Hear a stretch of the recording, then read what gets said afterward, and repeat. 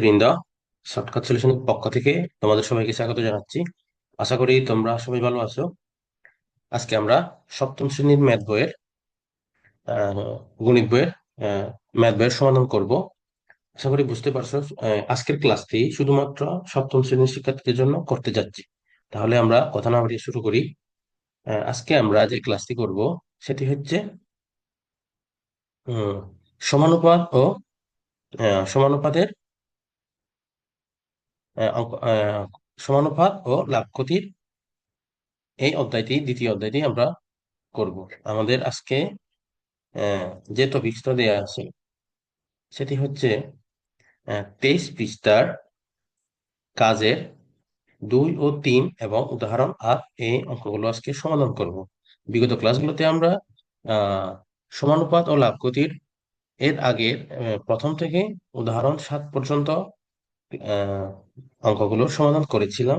আজকে আমরা পরবর্তী অঙ্কগুলো সমাধান করব। তাহলে আমি কথা না বাড়িয়ে ক্লাসটা শুরু করে দিই। আমাদের কাজের 2 নম্বরটা দেয়া আছে। কাজের দুইয়ের যে প্রশ্ন দেওয়া আছে সেটা হচ্ছে 4800 টাকা আয়েশা, ফিরোজা ও খাদিজার মধ্যে 4:3 অনুপাতে ভাগ করে দিলে কে কত টাকা পাবে? তাহলে আমরা লিখতে পারি, আমরা কি লিখতে পারি?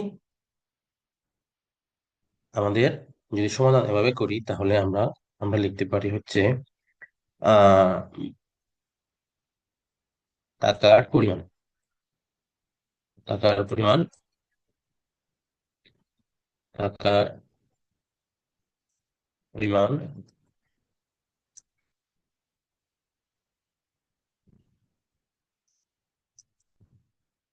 পরিমাণ কত? 4800। তাহলে অনুপাত আয়েশা, ফিরোজা ও খাদিজার অনুপাত কত অনুপাত আছে? 4। আমি কথাগুলো না লিখে শুধুমাত্র সংখ্যাগুলো লিখলাম। তোমরা এখান থেকে নোট করে নিও, এভাবে লিখবা আয়েশা, ফিরোজা ও খাদিজার অনুপাত। তাহলে আমাদের আছে 4:3:1। এরপর আমাদের কি করতে হবে? অনুপাতের যোগফল মানে যোগ করতে হবে অনুপাতগুলো যোগ করতে হবে। কি কেন করবো? যোগ 4+3+1 যোগ করলে কত হয়? 8। যোগ করলে কত হয়? 8। তাহলে আহ, কে কত টাকা পাবে? তাহলে আমরা এখন লিখতে পারি আয়েশা পাবে। আয়েশা আয়েশা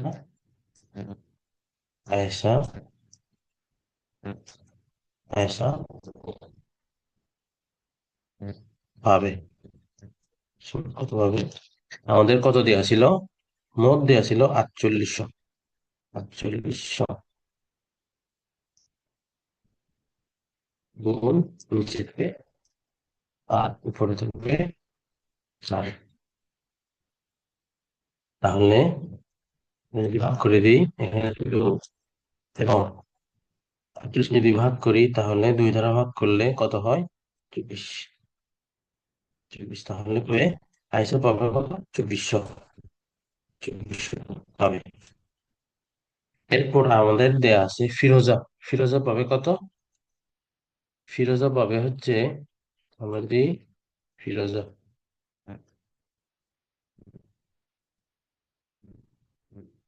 ফিরোজা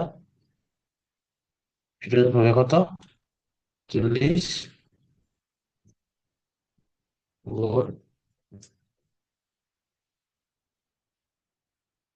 ভাগের 3। তাহলে এখানে কত হয়? 48,600। তাহলে 317 হবে কত? কে পাবে? ফিরোজা পাবে 1800 টাকা। এরপর লাস্টে আমাদের দেয়া আছে খাদিজা। খাদিজা খাদিজা খাদিজা পাবে কত? 48 গুণ 1। তাহলে খাদিজা পাবে কত? 600 টাকা। 600 600 টাকা। তাহলে আমরা উত্তর লিখতে পারি, হ্যাঁ, আয়শা পাবে কত? আয়শা পাবে হচ্ছে 2400, ফিরোজা পাবে 1800, এবং খাদিজা পাবে 600 টাকা। খাদিজা কত পাবে? 600 600 টাকা। তাহলে আমাদের উত্তর হচ্ছে 2400, 1800 এবং 600। আমাদের এরপরে যেটা দেওয়া আছে, 3 নম্বরে দেওয়া আছে হচ্ছে, তিনজন ছাত্রের মধ্যে 570 টাকা তাদের বয়সের অনুপাতে ভাগ করে দেওয়া হলো। তাদের বয়স যথাক্রমে 13, 10, 13 এবং 15 বছর হলে কে কত টাকা পাবে? তাহলে আমরা যদি আমাদের মোট সময় কত আছে, মোট কত টাকা আছে, টাকার পরিমাণ আছে, টাকার পরিমাণ টাকার পরিমাণ আছে কত? টাকার পরিমাণ পরিমাণ কত? 570। এবং আমাদের অনুপাত কত আছে? 10 অনুপাত 13 অনুপাত 15। তাহলে অনুপাতের যে ফল যোগ যদি করি, 10 যোগ 13 যোগ 15, তাহলে কত হয়? নিজের পেলে 38। 38 হয়। কত হয়? 38। তাহলে আমরা যদি আহ, ভাগ করে দিই, তাহলে প্রথম জন পাবে কত? 570। 570 গুণ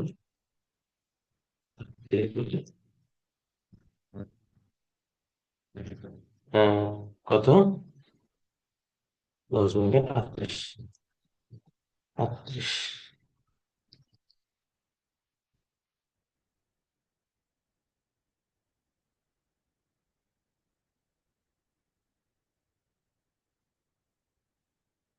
570/38, তাহলে আমি দেখি কত হয়। 15।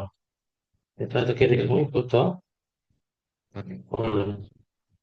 15 তাহলে 150। এখন দ্বিতীয় জন পাবে কত? দ্বিতীয় জন 100 গুণ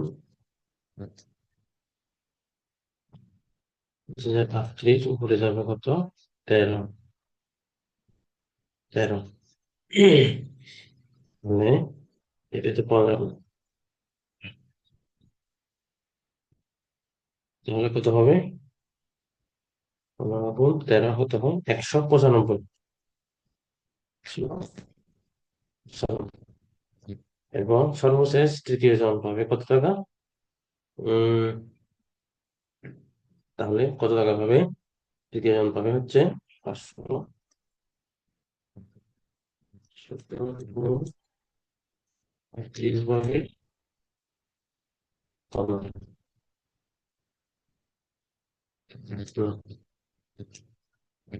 তাহলে 215 গুণ করলে 225 টাকা। তাহলে আমরা বলতে পারি, প্রথম জন পাবে 150 টাকা, দ্বিতীয় জন পাবে 195 টাকা, এবং তৃতীয় জন পাবে 225 টাকা। তাহলে করতে হবে 570 টাকা যদি তিনজনের মধ্যে ভাগ করে দিই, প্রথম জন পাবে কত টাকা? 150 টাকা, দ্বিতীয় জন পাবে 195, তৃতীয় জন পাবে 225 টাকা। এরপরে আমাদের উদাহরণ 8 কি দেয়া আছে, পনির ও তপনের আয়ের অনুপাত 4:3। তপন ও রবির আয়ের অনুপাত 4। পনিরের আয় 120 টাকা হলে রবির আয় কত? আমরা যদি সমাধান করি, তাহলে আমরা প্রথমে লিখব পনির ও তপনের আয়ের অনুপাত কত হবে? 4:3। 4:3, এই যে 4:3। তাহলে আমাদের কি করতে হবে? প্রথমে আহ, দ্বিতীয় রাশির ওই রাশি দ্বারা গুণ করতে হবে। পূর্ব রাশি দ্বারা যদি গুণ করি তাহলে হবে উপরে 4 গুণ 5, নিচে হবে 3 গুণ 5। 4 × 5 = 20, 3 × 5 = 15। তাহলে 20 করি অনুপাত 15। তখন এরপরে তখন নাই অনুপাত হবে 5 ভাগের, মানে 5 × 4। তাহলে আমাদের এখন কি করতে হবে? প্রথম রাশির উত্তর পদের সাথে গুণ করতে হবে। উত্তর পদ কত আছে? 3। তাহলে তাহলে আমরা 5 × 3 এবং নিচে থাকবে 4 × 3, কত হয়? উপরে থাকবে 3 + 5 = 15, নিচে থাকবে 3 × 4 = 12। তাহলে 15 অনুপাত 12। 15 অনুপাত 12। তাহলে পনিরের আয় অনুপাত কত? 20 অনুপাত 9 × 12। তাহলে পনিরের আয় কত হবে? 20 অনুপাত 12। বা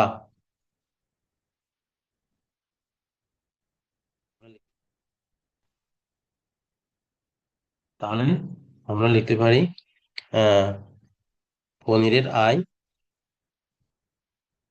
আয় ভাগের রবিনের আয় সমান কত? 20 অনুপাত 12। তাহলে রবিনের আয় বের করলে আমরা পাবো পনিরের আয় গুণ 12 আহ ভাগ হচ্ছে 20 টাকা। তাহলে এখানে পনিরের আয় কত ছিল? পনিরের আয় 120 টাকা। পনিরের আয় কি কি বলছে? 120 টাকা। যেহেতু প্রশ্নটি আছে পনিরের আয় 120 টাকা, তাহলে 120 × 12 ভাগের 20। তাহলে কাটাকাটি করলে আমাদের উত্তর চলে আসে 72। তাহলে রবিনের আয় কত হবে? 72 টাকা। ঠিক আছে সুপ্রিয় শিক্ষার্থী বৃন্দ, আশা করি তোমরা এই ক্লাসটি সবাই বুঝতে পেরেছো। এর পরবর্তী ক্লাসে আমরা অনুশীলনী অঙ্কগুলো করব। আজকের ক্লাসটা এখানে শেষ করলাম। সবাইকে ধন্যবাদ।